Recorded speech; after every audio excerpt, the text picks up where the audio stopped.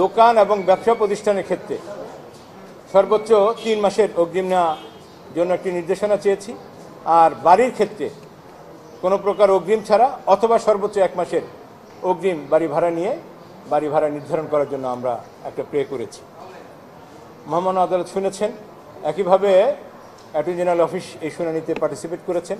উভয় পক্ষকে শুনে 4 সপ্তাহের জন্য কেন বাড়ি ভাড়া নিয়ন্ত্রণ আইন 1991-2 এক্সিকিউশন করা হবে না এবং আইন অনুসারে প্রত্যেক শহরে ইনক্লুডিং ঢাকা সিটি কর্পোরেশনকে উত্তর এবং দক্ষিণকে আলাদাভাবে নির্দেশনা দিয়েছেন যে সময় উপযোগী অবস্থান, আয়তন, রাস্তা এবং অন্যান্য ইউটিলিটি ফ্যাসিলিটিস বিবেচনা করে বাড়ি ভাড়া নির্ধারণ করে 4 সপ্তাহের মধ্যে রুলের জবাব দেওয়ার জন্য একটি আদেশ আজকে জারি করেছেন। রিটকারী হচ্ছেন জনাব ইমতিয়াজ আহমেদ। তিনি একজন সচেতন নাগরিক। তিনি পিআইএল, এটা পাবলিক ইন্টারেস্ট লিটিগেশনের জনস্বার্থে উনি এই রিটটি ফাইল করেছেন। তো এখানে বাড়ি ভাড়া রিট করার জন্য আমি যে পয়েন্টগুলো উল্লেখ করেছিলাম সেটা হচ্ছে কি, প্রতিটা এলাকায় যেন ভাড়ার তালিকা তৈরি করা হয়। আর সেই ভাড়ার তালিকা বলতে কি শুধু আবাসিক তা না, সেটা যেন দোকানপাট এবং ব্যবসা প্রতিষ্ঠানের জন্য যেন আলাদা আলাদাভাবে তালিকা থাকে।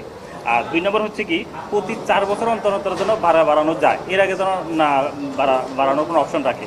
যেমন 2025 সালে কিন্তু ভাড়া বাড়ানো হয়েছে, তো পরবর্তী যেন 29 সাল এর আগে যেন কেউ ভাড়া বাড়াতে না পারে, অর্থাৎ প্রতি 4 বছর পর একসাথে সবাই বাড়াবে, প্রতি বছর বছর যার মতো করে না। এরপর হচ্ছে কি অ্যাডভান্স, সেটা ছাত্র বললো।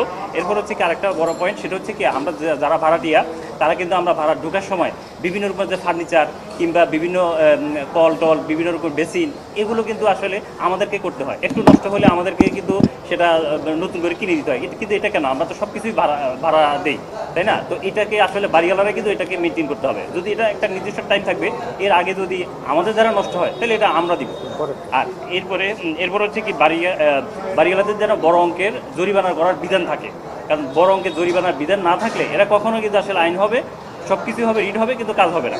আর সর্বশেষ হচ্ছে কি, সরকার যেন প্রতিটা এলাকায় কর্মজীবী হোস্টেল তৈরি করে, কারণ এই হোস্টেল যদি প্রচুর পরিমাণে হোস্টেল তৈরি করা হয় তাহলে কিন্তু বাড়ি ভাড়ার উপর অনেকটা চাপ পড়ে যায়।